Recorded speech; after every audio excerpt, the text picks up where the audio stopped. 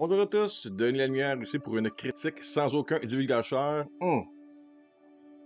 Café dans la tasse de Doctor Strange, toujours meilleur, pour le film justement Doctor Strange dans le multivers de la folie. En anglais, le titre original de Marvel Studios, c'est Doctor Strange in the Multiverse of Madness. Film est réalisé par Sam Raimi et une production de Kevin Feige cette fois-ci, à noter. Ça, c'est une critique, je vais pas divulgacher quoi que ce soit, je vous le dis tout de suite, là. Mais en même temps, je vais tout de suite commencer en vous disant ceci. Abaissez vos attentes face aux rumeurs. Et ça, ce n'est pas un problème ou une situation qui a été causée par Marvel Studios. Marvel Studios a fait son film, ils ont conçu, développé, produit, réalisé et maintenant vont relâcher ce film-là au public et c'est très bon comme film. Je dirais que le visuel est assez hallucinant. L'histoire a un début, un milieu et une fin pour ce film-là. Les acteurs livrent la marchandise, c'est des professionnels. Là, si je vais voir la liste vite, on a des gens comme Benedict Cumberbatch, bien sûr, dans le rôle de Dr. Stephen Strange, Elizabeth Olsen dans le rôle de Wanda Maximoff, ou aussi connue sur Scarlet Witch depuis sa série WandaVision. On a Chiwetel Ejiofor pour le rôle de Carl Mordo, Benedict Wong qui revient dans le rôle de Wong. Il y a aussi Xochitl Gomez dans le rôle d'America Chavez, un personnage que je connais pas mais qui existe dans Marvel Comics depuis un certain temps. Notez que je lisais des comics de Marvel il y a quand même 15-20 ans de tout ça. J'ai arrêté de collectionner les bandes dessinées, de les lire, mais je suis quand même très intéressé par l'univers de Marvel et les autres aussi. Il y a Miguel Stolbar qui joue le rôle de Nicodemus West, Rachel McAdams qui joue le rôle de Christine Palmer, et il y a plusieurs autres acteurs que je ne veux pas nommer pour vous amener des spoilers là-dessus. Le côté fort de ce film-là, c'est que pour une histoire de Marvel Studios qui se concentre sur le personnage de Doctor Strange, c'est excellent.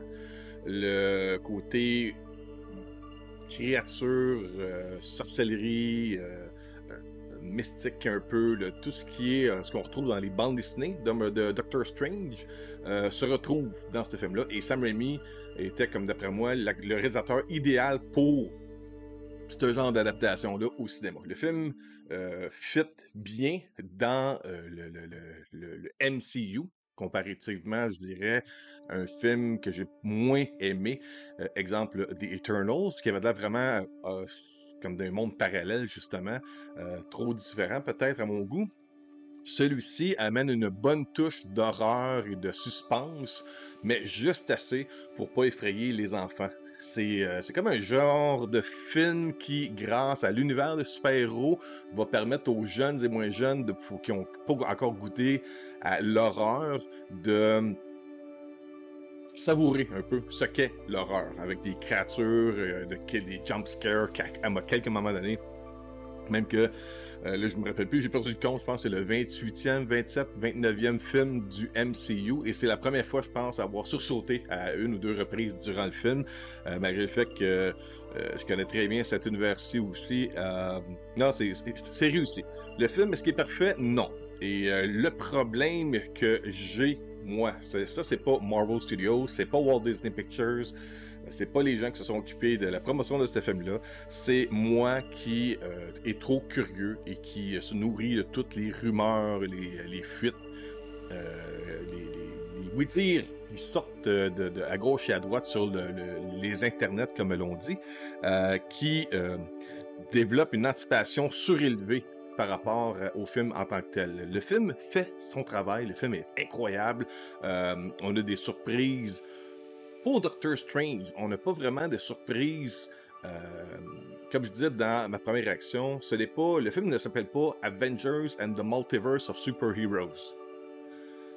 J'en dis pas plus, mais c'est ça. Le film, c'est un film de Doctor Strange, centré sur Doctor Strange, qui passe au travers du multivers, mais qui englobe l'histoire autour de Doctor Strange. Ce n'est pas Doctor Strange qui nous fait visiter le multiverse et les habitants de ce multiverse. C'est vraiment centré sur Doctor Strange et comment lui interagit à travers la connaissance de l'existence de ce multiverse. Et d'un autre côté aussi, comment il s'appelle donc encore, excuse-moi, Elizabeth Olsen qui revient dans le rôle de Scarlet Witch. Wow, comment prendre un personnage qui était très très à la base simple qu'on a vu commencer dans Avengers Age of Ultron et évoluer jusqu'à ce point-là. C'est un arc assez grandiose, spectaculaire et mystérieux en même temps. Et triste aussi, il y a un côté tragique là-dedans. La mère qui recherche ses enfants, puis tout le monde autour de elle lui dit « T'as jamais eu d'enfant », mais elle est sûre qu'elle a des enfants. C'est ce côté-là qui est le côté, l'attachement qu'une mère peut avoir en dedans d'elle. C'est une mère malgré le fait qu'elle n'a jamais donné naissance à aucun enfant dans l'univers du MCU. Il y a un côté triste là-dedans et en même temps on dirait que ça lui donne non seulement pour ce qu'elle fait dans ce film-là le rôle du méchant du film, mais ça lui apporte en même temps une raison de faire ce qu'elle fait. J'aimerais peut-être même, j'ai même hâte de voir ma conjointe qui a eu 3 enfants, comment elle va réagir par rapport au personnage de Scarlet Witch. Elle, en tant que mère, va peut-être pouvoir me dire si c'est logique, si ça tient debout ou non. Et moi, de l'autre côté, je suis un papa, mais j'ai jamais donné naissance à un enfant. Donc, puis en même temps, j'ai des enfants. Je voulais avoir des enfants et j'ai mes enfants. Donc, je n'ai pas d'envie d'avoir d'enfants. J'ai mes enfants. Donc, c'est un peu ça. Pour ça, j'ai de la misère peut-être à faire un lien vraiment compréhensif, côté spirituel avec le personnage de Scarlet Witch. Mais ce que je vois à l'écran, elle fait très bien son travail. Benedict Wong, dans le rôle de Wong, excellent. Il y a des bonnes phrases comiques, des bonnes scènes d'action avec ce personnage-là. C'est très surprenant, même, ce qu'ils ont réussi à faire avec le sorcier suprême. Il y a comment je veux dire ça, il y a pas une phrase clé, mais il y a une chose qui n'arrête pas de dire Doctor Strange tout le long du film, et ça rend le moment comique de son titre de sorcier suprême par rapport à Doctor Strange. Il y a comme un genre d'agacement qui se font de ces deux personnages-là, puis c'est très comique.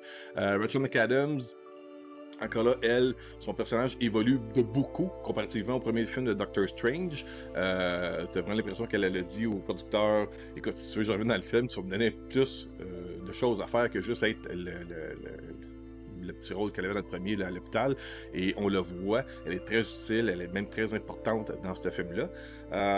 Et oui, il y a des surprises, on le voit dans la bande-annonce, donc c'est pas, je vous divulgage absolument rien. Patrick Stewart est dans le film, il sert à quelque chose.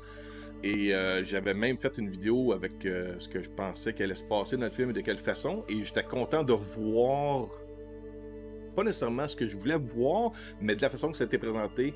Ça a été présenté de la façon que j'anticipais que ça allait être. Donc, j'en dis pas plus. Si vous voulez savoir un peu ce que je parle, vous allez voir ma vidéo de fuite et rumeurs par rapport à Doctor Strange 2. Mais ouais, c'est ça. Et puis, je suis sorti du cinéma. C'était comme si les gens de Disney, de Promo Avenue, en passant, je tiens à les remercier, attendaient d'avoir un peu mon avis sur le film après le visionnement. Puis j'étais comme débalancé. J'étais comme, le film est très bon, mais en même temps, je suis déçu de ne pas avoir eu ce que j'aurais voulu voir dans le film.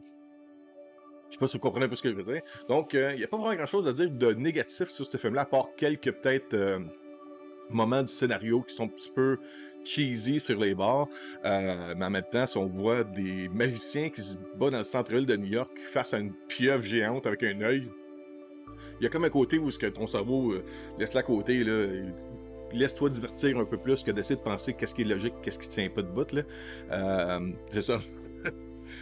Qu'est-ce que je pourrais dire sur le côté négatif? Ben, le côté négatif, je vais le revirer de bord puis je vais le pitcher aux fans, aux nerds, aux geeks de ce monde qui trippe trop Marvel. Et j'en suis un, ok? J'en suis un. Après, j'ai acheté une tasse que Doctor Strange a dans le film de Spider-Man No Way Home, juste parce que c'était ça. J'aurais jamais acheté ça sans ça. Faut arrêter, un peu comme ce qu'on a vu avec les séries sur Disney+, faut arrêter de trop imaginer de ce qui pourrait se passer, ce que Disney va nous apporter comme surprise, puis d'être déçu contre l'entreprise après de ne pas avoir eu ce qu'on aurait voulu avoir. Il faut analyser le film pour ce qu'il est et le film fait très bien son travail.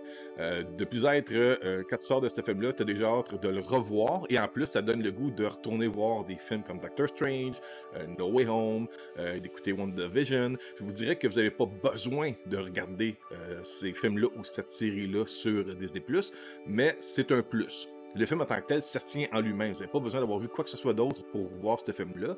Et puis, ben ça l'aide, c'est juste ça. Donc, positif, excellent, je vous le recommande fortement. Et puis, en plus de ça, il y a Thor, Love and Thunder qui s'en vient bientôt de Marvel Studios. Donc, c'est un plus encore. On n'a pas fini. C'est ça qui est le fun. On a un film qui est sorti récemment en DVD Blu-ray 4K avec Spider-Man No Way Home. Là, on a un film qui sort au cinéma et on en a d'autres qui s'en viennent. Donc, ça, il y a d'autres séries aussi qui s'en viennent sur Disney+. Donc, si vous êtes un fan de Marvel, de ce qui est produit par Marvel Studios, par Kevin Feige et son équipe, au total, on a de quoi se nourrir comme un buffet en tant que fan de l'univers de Marvel. Alors, voilà tout ce que je peux vous dire. Allez voir ce film-là, ça vaut vraiment la peine. Puis vous allez peut-être voir des choses que j'ai pas vues aussi. Moi, j'ai hâte de retourner revoir le film pour peut-être analyser un peu plus qu'en arrière-plan, en arrière des acteurs qui sont centrés à l'écran. Alors, merci beaucoup, passez une bonne journée, bonne semaine et bon film. Au revoir.